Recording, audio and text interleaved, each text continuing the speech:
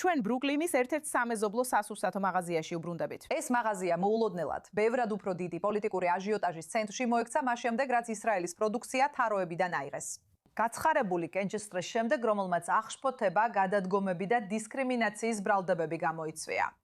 Park Slope-ის საკვები კოოპერატივი აცხადებს, რომ მან მიიღო გადაწყვეტილება აიღოს ყველყველა ისრაელში წარმოებული პროდუქცია, მას შემდეგ, რაც მისი წევრების 67%-მა ბოიკოტს დაუჭირა მხარი, რომელიც BDS მოძრაობას უკავშირდება. გადაწყვეტილება მიღებულ იქნა სადავო ცვლილების შემდეგ, რომელმაც ფაქტობრივად შეამცირა ბოიკოტისათვის საჭირო ხმების ზღვარი 75%-დან მხოლოდ 51%-მდე. და ეს ცვლილება თითქმის მყისიერად ამოქმედდა, რადგან ცნობების მიხედვით პროდუქცია საათების განმავლობაში აიღეს თაროებიდან. ეხლა კი შედეგები სწრაფად ვრცელდება. ებრაელი წევრები მასობრივად გადადგომით იმუქრებიან. ოფიციალური საჩივრები უკვე შეტანილია, ხოლო უსაფრთხოების სამსახური მაღაზიის გარეთ დგას, რადგან 15,000-იანი კოოპერატივის შიგნით დაძაბულობა კიდევ უფრო იზრდება. დაახო ჩვენთან ერთადაა რეიჩელ საიმონი. ის ავსტრალიელი ებრაელი ქალია, რომელიც ნიუ-იორკში ცხოვრობს და მისი ბიზნესი Seed Satan Millits ასევე გახდა BDS მოძრაობის სამიზნე.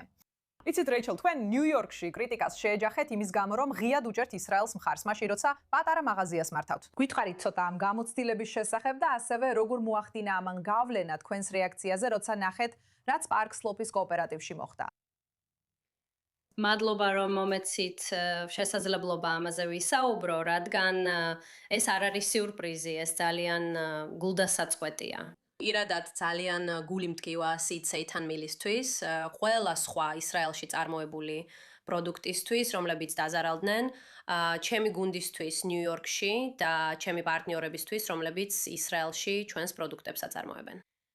მაგრამ თუ ერთ საკითხს დავაზუსტებდი, იცით Seed Satan Mill, მე ავსტრალიელი ვარ და ნიუ-იორკში 12 წლის წინ გადმოვედი, ეს ბრენდი კიდევ ორ ქალთან ერთად სხვა კონტინენტებიდან დავიწყე.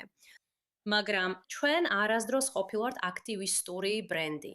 არც იმას ვიტყოდი, რომ ჩვენ ისრაელის ან ებრაული ბრენდი ვართ. ჩვენ ნამდვილად გლობალური კომპანია ვართ, რომელიც ყველა გეოგრაფიული და რელიგიური წარმომავლობის ადამიანებს ასაქმებს და მათთან ურთიერთობს. და ჩვენი ბიზნესის ღირებულებები ყოველთვის იყო მრავალფეროვნების აღნიშვნა. და ყველა ადამიანთან ერთად მუშაობა, რომ როგორმე მივახციოთ სტაბილურობასა და მშვიდობას, რამდენადაც ეს შესაძლებელია. მაშ, რატომ აღმოჩნდით სამიზნედ? ჩვენი პროდუქტები იარლიხზე აღნიშნულია, რომ ისრაელშია დამზადებული. ჩვენი პროდუქტები ძალიან დიდი სიამაყით მზადდება ისრაელში და სწორედ ასეა აღნიშნული იარლიხზე. როგორც მე გავიგე, თუ პროდუქტი დამზადებულია ისრაელში, არ აქვს მნიშვნელობა ვინ ამზადებს მას, თუ პროდუქტი ისრაელის საზღვრებშია დამზადებული. თქვენ აღარ ხართ მისაღები Park Slope Co-op-ში. საინტერესო, ანუ თქვენი პროდუქტები რეალურად იყიდებოდა Park Slope Co-op-ში? დიახ. აბა რა არის ეს? გულისხმობ? ხო, ჩვენ Park Slope-ის კოოპერატივში დაახლოებით 6 წელია ვართ და ეს ჩვენთვის როგორც ძალიან პატარა ბრენდისთვის მართლაც დიდი მიზანი და მიღწევა იყო. ჩვენ ძალიან გვინდოდა კოოპერატივში ყოფნა.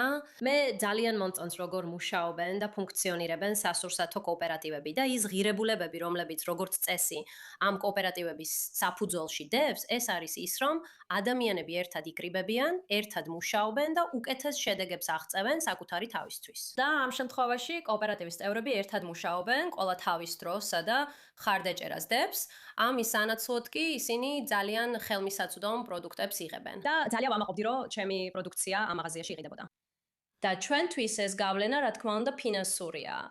$1000 გაყიდვები გვაქვს, რომელსაც კოოპერატივში ვეღარ ვახორციელებთ, მაგრამ თუ უფრო პირადად ვისაუბრებ, როგორც ნიუ-იორკელი, როგორც მსოფლიოს მოქალაქე და როგორც ადამიანი, რომელსაც ყველა ადამიანის ბედიანის ბედი ადარდებს, მე უბრალოდ პირადად ამ ყველაფერმა ძალიან დიდი გავლენა მოახდინა ჩემს მორალზე და ძალიან უიმედოდ დამტოვა. გულისხმობ, იცით, ამ თემაზე ნამდვილი, გულწრფელი და კონსტრუქციული საუბრის მომავალს. ეცადეთ ამის წინააღმდეგ გებრძოლათ. საინტერესოა, რომ კოოპერატივმა არ მიგვიწვია, რომ ვინმესთან გველაპარაკა. თუ ვინმეს ეკითხა, ეს სიმართლე არ არის, გამასწორეთ. მე ვისაუბრე კოოპერატივის ცალკეულ წევრებთან, რომლებიც ჩემი მეგობრები არიან. მაგრამ კოოპერატივმა თქვათ ესე ხელმძღვანელობამ არ მიგვიწვია რომ ბოიკოტის გავლენაზე გველაპარაკა. ჩვენი პროდუქტების მწარმოებელი ადამიანების წარმოჩენა. და მართლა მინდოდა, გულწრფელად მინდოდა ეს გამეკეთებინა, რადგან ვფიქრობ რომ BDS უბრალოდ ძალიან ზოგადი და უხეში გზაა, ძალიან რთული და კომპლექსური საკითხის მისამართებლად. და ეს პრობლემა არასდროს გადაწყდება. მინდოდა უბრალოდ მომეყოლა იმ ადამიანების ისტორიები, ვინც ზიანს იღებს. ისიც მხოლოდ წარმოვიდგენ, რამდენად იმედგაცრუებულია თქვენი ბიზნესი, რამდენად რთული უნდა ყოფილიყო ეს თქვენთვის. ფიქრობ, ბევრი ებრაელისთვის, ვინც ამ ამბავს საზღვარგარეთ კითხულობს, წარმოუდგენლად იმედგაცრუებაა იმის ნახვა, როგორ მიიღება ასეთი გადაწყვეტილებები. მაგრამ იმედი მაქვს, რომ ძლიერად დარჩებით და იპოვით სხვა ბიზნესებს, რომლებიც თქვენს პროდუქტებს მიიღებენ და უკეთესი მორალური ორიენტირი ექნებათ, ასე ვთქვათ. ძალიან დიდი მადლობა, რომ შემოგვიერთდით, რეიჩელ. მადლობა რომ იმიწვიეთ, მადლობა.